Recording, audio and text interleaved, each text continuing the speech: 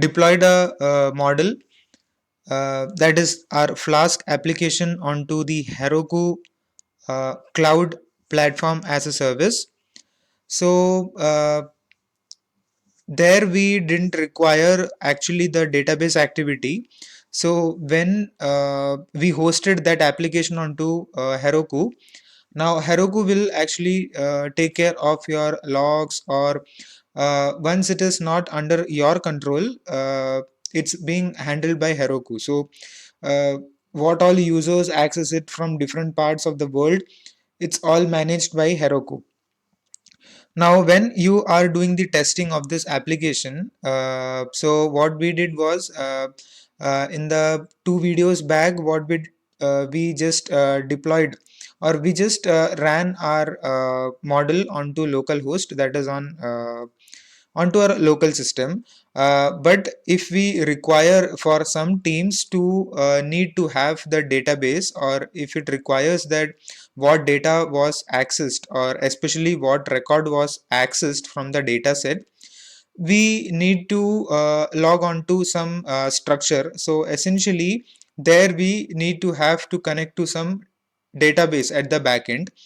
So now for testing purpose internally in the teams, we require to log the different transactions that are done. So for that purpose, what we will today do is will connect our system or the Flask application, whatever we are doing on the web, we will be tracking onto our SQLite database. So that is the activity that we are going to do today. So before doing that, there are two things that you need to keep in mind. So whenever you type any different things, or like now whatever you will be seeing in this will be some codes related to database. So for that you need to import certain libraries and functions and methods and so on. So before you do this activity, make sure like you install this PyLint Flask and this PyLint Flask SQL Alchemy. So these are two linters. So linter is nothing but the way the different syntaxes are understood by your underlying editor. So whether it's VS Code or PyCharm or Spider, any other code editors which you use to code your application, there in order to understand whatever syntaxes you have written is semantically correct or not, there runs a linter behind the scene. So for that you need to write this, else in the problems section, that is on this part, if I do this and if I look onto this problems, you will encounter different kinds of problems, but that's not an issue, your application will run. But just to make sure like everything is fine, you have to install this, and after installing this you have to load this plugin onto this path, that is on the VS Code you have settings.json file. So where is that is located? So if you go here, so this is the path that is in my directory, you will have in your directory, and inside this you have a file called as settings.json. so inside this settings.json you have to paste whatever you have installed here. So you can just copy paste from here and just put onto this, and then you can do your coding. So the coding that we'll be doing will be based upon style guide. So that style guide is called as PEP8. So this is the standard writing style or for improving the code readability. So if your PyLint does not works, or if the underlying code editor does not understands what is the PyLint or other code editors, what probably you can do is you can do a pip3 install pep8. So pep8 will do the code formatting and beautifying if there are some any indentations, errors. So since we don't use any curly braces, or in Python we don't have the culture of using curly braces for defining blocks of code, you have to put indentations. So indentations can cause you like different troubles when you do coding in this particular thing. So to make sure like everything is up to mark, you have to do the coding with the help of the PEP 8 style guide for Python code. I'll put all these links in the description, so take your time and just visit. You can read what are the different syntaxes or the ways or the coding practices. So basically our outcome is to have a clean code which is readable by any user. Okay, so for that we will be uh, putting our effort. Okay, so I'll just do a walkthrough in this particular session. So first I will do a walkthrough of my Python code. So I have did a quite a few or quite large modifications in this. So first I will just give you the idea of what the libraries that I have used. So from Flask, I have imported the Flask, that is request, JSONify, render template, and redirect. So we'll understand this methods where they are actually used. Then I have this from SQL Alchemy. I have the SQL Alchemy, that is the class. So basically, whenever you do the coding in this or for backend connectivity with SQLite, it resides inside SQL Alchemy. So that you can consider one package from where you get all the utilities for building your SQLite application. And finally, I have a import that is from date time. I've importing date time. So that is for actually recording the logs when that user has accessed the data. So it is solely for that purpose. And then that is my normal application definition which I have. And then this is also the same code, that is I load the results onto pickle.load from this pickle file, okay, in read binary format. And then in this particular line what you can see, that is a config that I put, that is for SQL Alchemy database URI, which is for uniform or universal resource indicator. So that is basically that defines you the path where the database file should be. So here as a query string, what you put is you put the name, that is SQLite colon, and three slashes stands for relative path.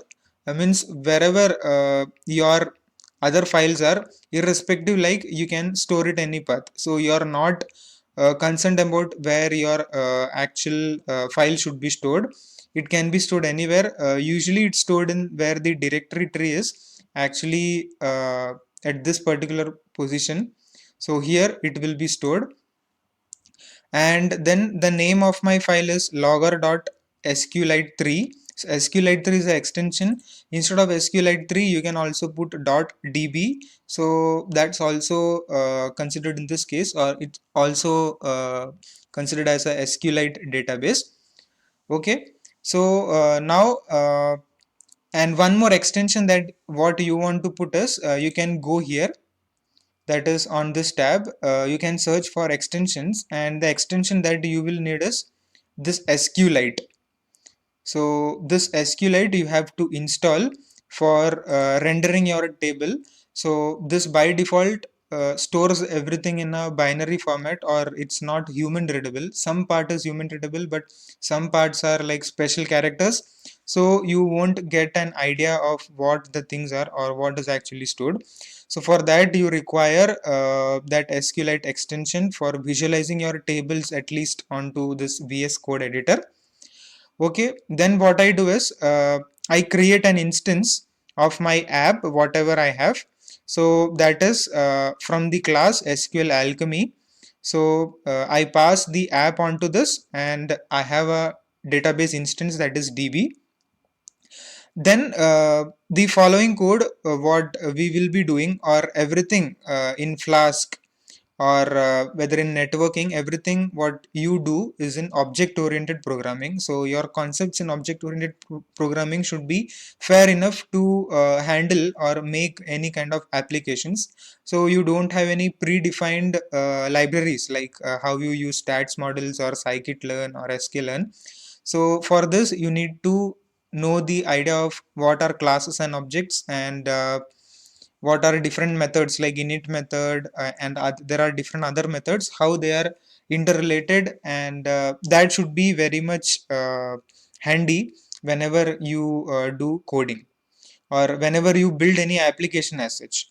So that is very vital. So I'll just give you a walkthrough of what the thing is. So first, for this I have a class that is placeholder. So in placeholder is actually the name of my table, that is the SQLite table which I'm going to have at the end when we create the database. So uh, the class name that is here, that is the name of my SQLite database, and inside this I pass an object that is of SQL Alchemy and a model which is a default metadata. So that describes the data about data or data descriptor. Okay, so these are like boilerplate thing what you write inside this, that this db.model. Okay, and inside this I have the definitions or what will be my columns. I'll put those things. So the first thing, that is ID, is very crucial. So the story of SQLite is something like this. You need to always have a primary key, that is with every relational DBMS you have to have that primary key. So what I have is I put a variable that is ID, and this is the way how you write, that is db.column, and inside this you pass the name of the column. So this is the ID or the variable, that is the instance, and this is the name of the column. Actually in table it will be, or in column this will be the name of your column in SQLite, that is ID. And to this, that is the data type of this particular column will be db.integer, and thereafter the primary key, that is equal to true. So this will be my unique identifier throughout each of the entries in that particular column. So this is that, and thereafter whatever 31 different predictor variables that I have from my text input fields or by which I trained my model, I have to make columns for each of those. So that is the same thing, db.column. In this construct or by this method, you define the data type and you put nullable is equal to false. So since you know like each of the text fields or columns are important, so you don't want anything to be blank or left out to be blank. So that's why you put nullable is equal to false, or in Oracle or in SQL or in MySQL you put not null. So that is the same thing here, that is you put nullable is equal to false. Okay, and then you do the same thing for all other columns. And just at one place, that is population, if you remember in population we had a value like some integer part or floating part, then we had character e, and then we had a special character like plus, and then we had some value, so that we considered as a string. So for that population value I have the change in data type as string, and I put the character limit or size of that to 200, and rest everything is same. And if we go down here, that is I have put a time, that is prediction time. So whenever you put the value onto your browser for doing the prediction, it is just for the logging purpose, which record has been accessed by whom. You don't get the access like who is accessed, but at what time on what date. So for that we have this prediction time, and to this I pass db.datetime, and the default that I pass is datetime.utc now. So that is the default thing that you get from here. So you can read what are the different options. So for this reason I have put from datetime import datetime. Okay, so if this much is clear, So if you got understood about this class definition what I have said, so now your class will have in total of 33 columns. So initially 31 columns that comes from your predictor variables, then one column for ID, and then the last column which gives you the prediction time. And how I'll create or generate my ID is by using this particular function. So this is a REPR method which is there or inside object oriented programming when you want to create anything dynamically. Okay, so every time when you insert or when you put values and do the prediction, it will be stored with the help of some ID which is generated internally. So for that, this is this thing. So there is a difference between this method and underscore underscore string method. So there are two different things, but for this we will use the underscore underscore wrapper method. And for this I'll return the ID, and I'll put it as self dot id. Okay, so this particular thing is for number generation or for id generation for case of the first column. Rest everything will take it from user, or whatever user puts onto the first page for prediction will get the values from there. Okay, so if this thing is cleared, we'll move on to the app.route. So this is the same thing, and in home what I have is I'll just simply return the render template. So basically render template is a method which is used to show the web page. So in that case, or in home page, I'll basically show my index.html. That is as simple as that. Okay, so one is my home page where user will have, so that is a landing page. In landing page he'll put the values for different predictor variables, and then he'll click on score. Okay, so then if he clicks on score, he has to go to the second page, that is a prediction page.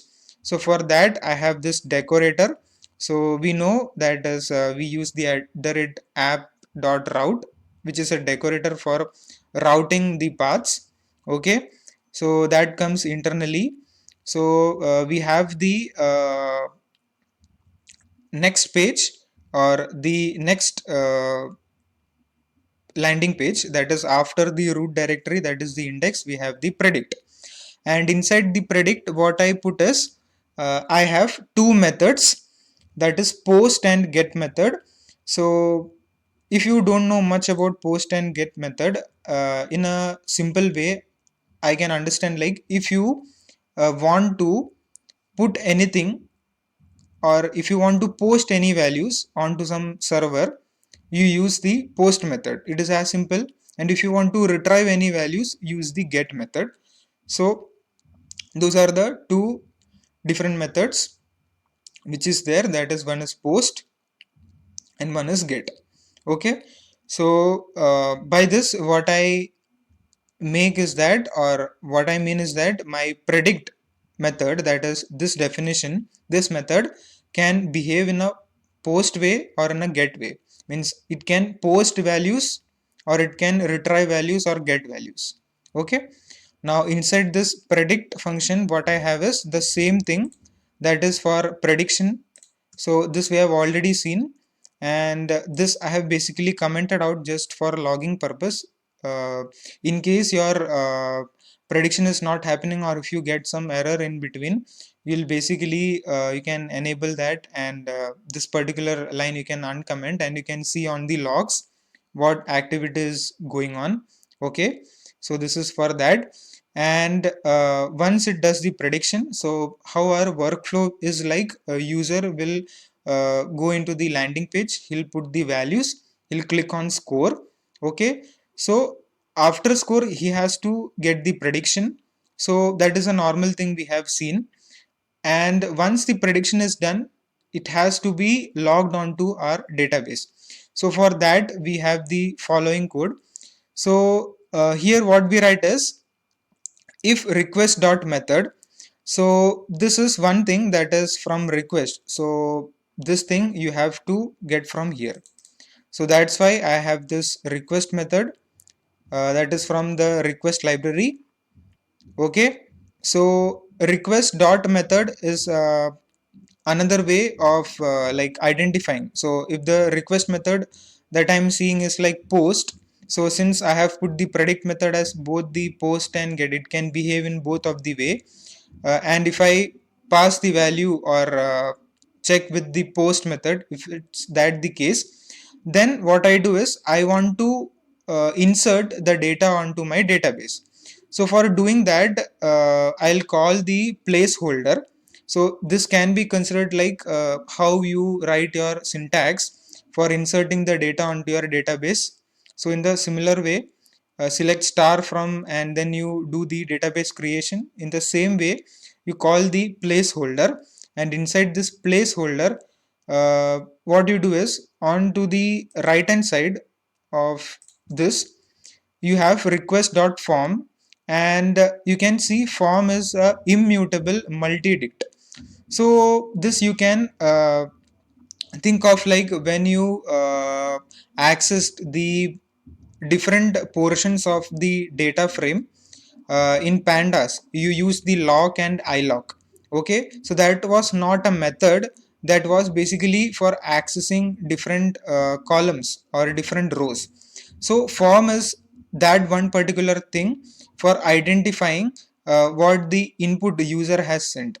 Okay, and what do you write inside this form is nothing but, if you go to your index.html, and this is my index.html, so inside this what name you put. Okay, and this value, that is new cases, this thing you have to pass inside this form. Okay, so this is a simple thing. So that is with all the other 31 different predictor variables I did.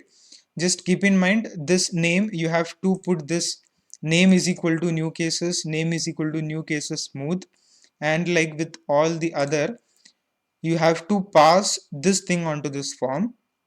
Okay, so this what I do is I take all the values from the user, like what the user has taken, that is request dot form. Okay, what user has posted, I'll take that values, and basically till all the other 31 different predictor variables, this is where my this particular constructor or class definition ends, and then I'll put that into data. So now my data contains all the values by comma separated or in some format tab separated. It consists of all the other values like which has to be or which are to be inserted into the database. Okay, then once I do that, uh, whenever you do the database thing, you usually go with a try except, or in Java you use the try catch. Okay, so here also I've followed the same pattern. So inside try, what I'll do is I'll write a db.session.add. Okay, so this everything resides inside your database. So from SQL, you basically get this, that is for SQLite, for database addition, you have this. So you take all the values, you pass the data which you have here, okay, and that you try to add onto your database. So DB is that session. So you created here, that is from above, DB of SQL Alchemy.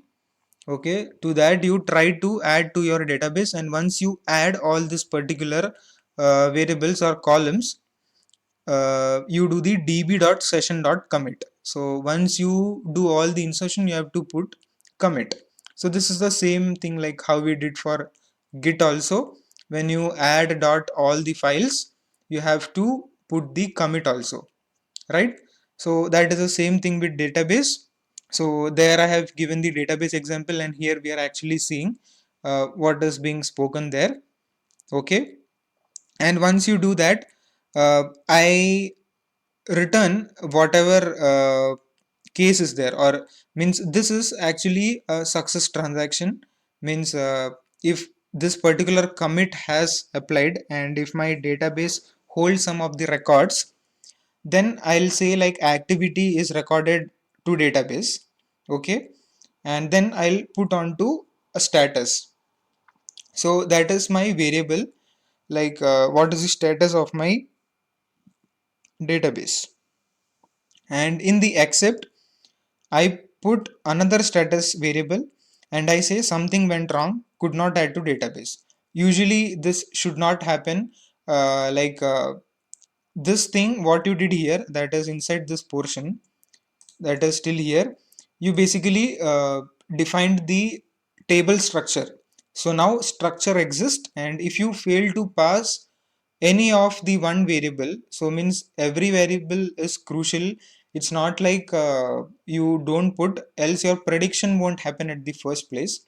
So not putting any of the values is the second discussion, but in the first place you put all the values, you do the prediction. But in case if that is not the way, or if we train with fewer predictor variables, then in that case this particular insertion won't happen and it will go to accept. And in accept, I have a string like something went wrong and could not add to database. Okay, and then finally what I have is I return a render template. So just keep in mind, like for every function you have to return a render template, that is for displaying the output of your particular function. So once the processing of that particular function is happened, you have to display onto the web page. Okay, so with every function you have to have a render template, and inside this render template I have the index.html. Okay, so that is from the index.html page, and the prediction text. So in prediction text, this is the same case that we have seen previously, and here what I am adding newly is like the db status. So in db status, I have the dot format status. So that is a same syntax that we followed here. Here just only curly braces I am putting, not any string that I am putting here. Like you can distinguish the difference between these two things. Okay, so that was basically my uh, predict. So this was the changes that I did in predict, and the main function is same as before. Okay, so this insertion of this thing to do here, and to create the table structure is one complicated thing in this. Okay, so tomorrow if any new column comes, or if you want to train based on that, you have to do the changes accordingly. Okay, so this was the changes that I did in my Python file app.py. And coming on to the index.html, we have not done much changes. So if you look here, that is this particular thing which you can see in curly braces, and in percentage symbol you can see block head and here end block.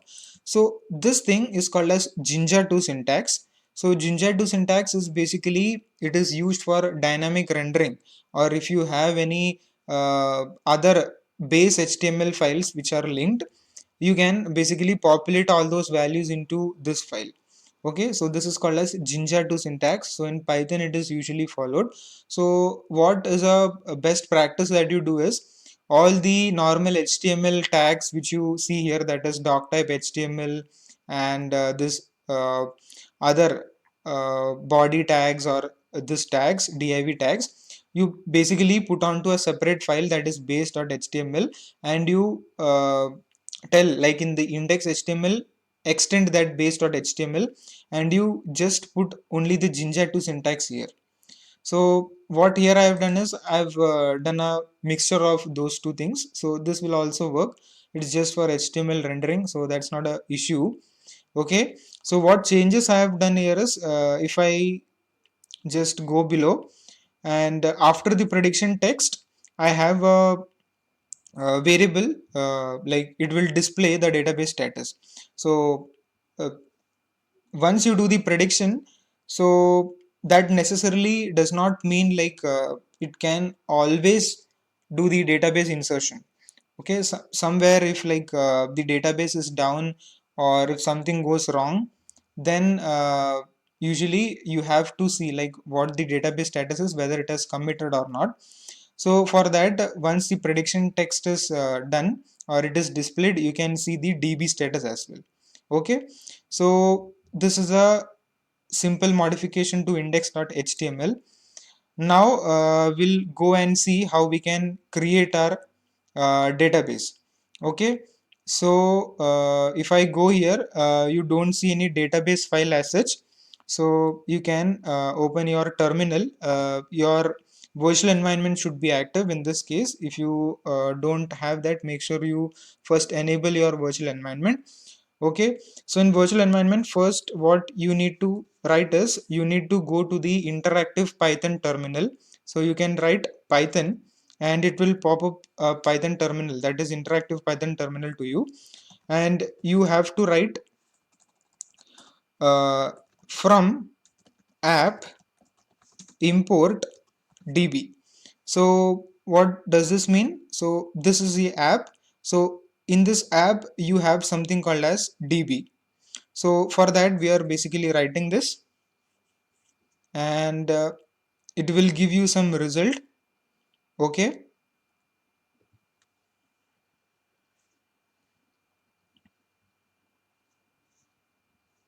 so the other alternative what you can do is basically write onto this particular Python file itself. Then for that you have to do some code changes as well. Okay, so this is like manual database creation from the terminal, that is from the command line. So for that we are running from the command line itself. Okay, it's taking some time.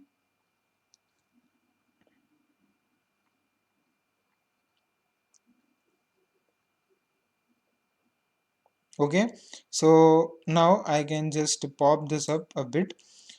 So it is giving some warning, so that's not the issue.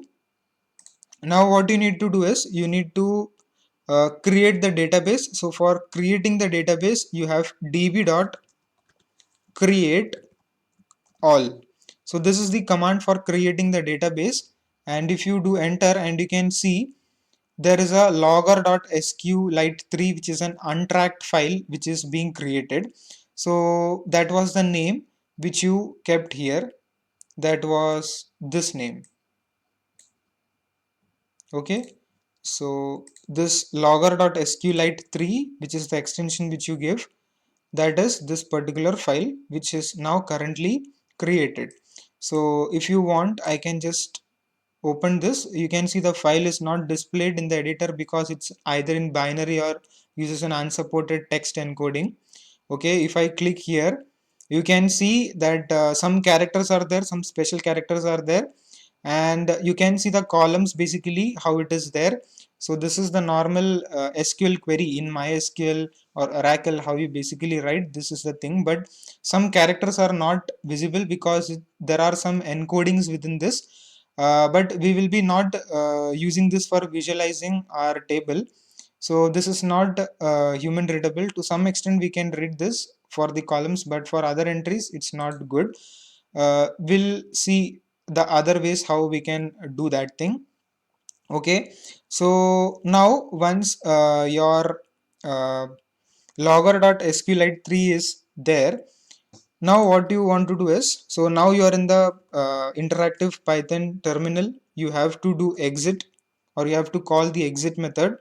You will come out of this. Then you'll basically call your Python file. So now since you are running locally onto the local host, you'll have to write python app.py. So it will basically restart the server, or it will pop up to your local host. So let's wait for a while for this to up. Okay, restarting with stat. Just see what is it's saying. Okay, so now it is active and it's running on this particular IP and on this port. If I click on this,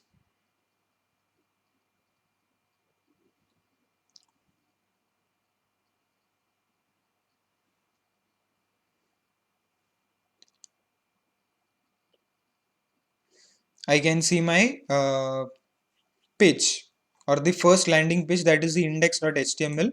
So what I will do is I will input some of the values.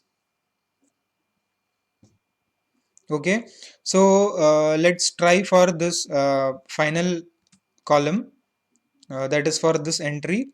So uh, I'll just okay, sorry, this value, I'll just close this. I'll give all the links which I have discussed in the description, so make sure you check all of those things. Okay, and if we move ahead, actually this is the thing which takes much of the time. So new cases, then new cases smoothed. Okay, and total deaths per million. If I just move here, new deaths per million.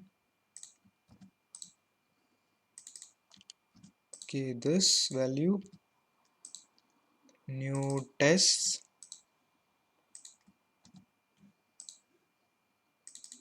total test,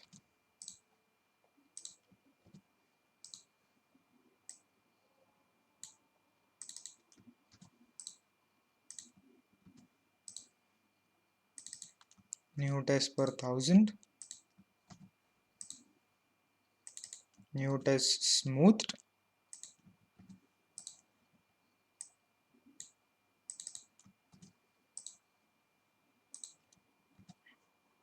This value, test per case, stringency index, population. So this is the population that I was talking, which is of string type. Okay, and population density. Then I have 65 age old, 70 age old, GDP value, then extreme poverty rate, then cardiovascular death rate, diabetes prevalence, and I know this final few values. So 59.55 and this is 0.64. So make sure you enter all the values correct. So if I now click on to score, so now it went to predict, and you can see the total cases are approximately around this thing, and it is also recorded onto the database. So if we just check for what the values that we get, so it is 7432680. It is almost close, that is just 99.99% accurate we are. Okay, so now it has also said like it has been inserted onto the database. So like if you see here and if you open this right here away, you can see there are some entries, but it's not readable, not human readable. So for that, what you do is you can right click this. So once you have your extension, that is SQLite extension, you can basically right click this. You can close this, and probably you will get this SQLite Explorer, and inside this logger.sqlite3 you have your table. So this is your placeholder table, and if you just click onto this, you can basically see your table structure.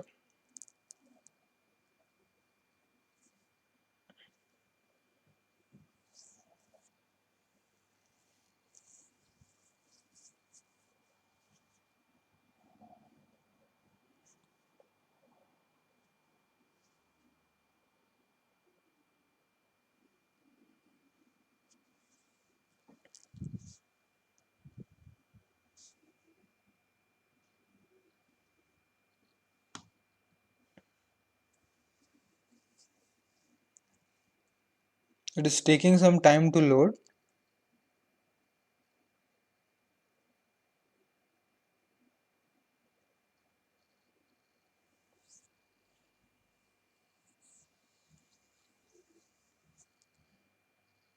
So by this, you can basically see your table structure, how it is actually there, what are the columns.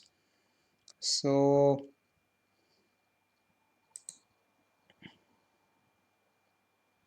okay, so you can see the table structure, whatever values you have entered, the ID that is auto generated. We have not put the ID onto our predictor variable. It is auto generated from that particular underscore underscore wrapper, that is from this method. So this is the resultant, or or this particular method is the way by which how we generate this ID. Then the new cases that we entered, and if you look, some of the values are like truncated. There are some floating point values which were there, but this we have taken string, and so some values we can see, some are truncated and some are integer values. That is, for every database they do internal truncation. And if you go at the last column, you can see the prediction time.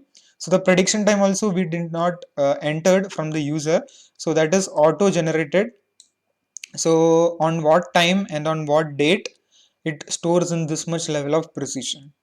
Okay, so this is the simple thing. And if I go here back again, and if I just go back, and now my values are already there, and if I do a prediction once more, and if I go to my DB, and if I click show, you can see the one more entry, same record has been accessed, and you can see on what time it has been accessed. Okay, so that is for just internal logging purpose, who has accessed the data, which data, and so on and so forth. So that's for logging purpose. If we again go back, and if you click score, and if you just refresh this, basically that is for just show table, you can see the entries. You can basically check for other values also, and you can see that will be entered onto the database. And this thing you can export to CSV, or export to HTML, or export to JSON format. So well, that was all regarding connecting or to the SQLite database for logging purpose. So hope you guys enjoyed this video, and if you have any doubts or queries regarding this thing, or if you have any issues while setting up this thing, please let me know in the comment section. I'll try to reply you as soon as possible. And thank you very much for watching this video.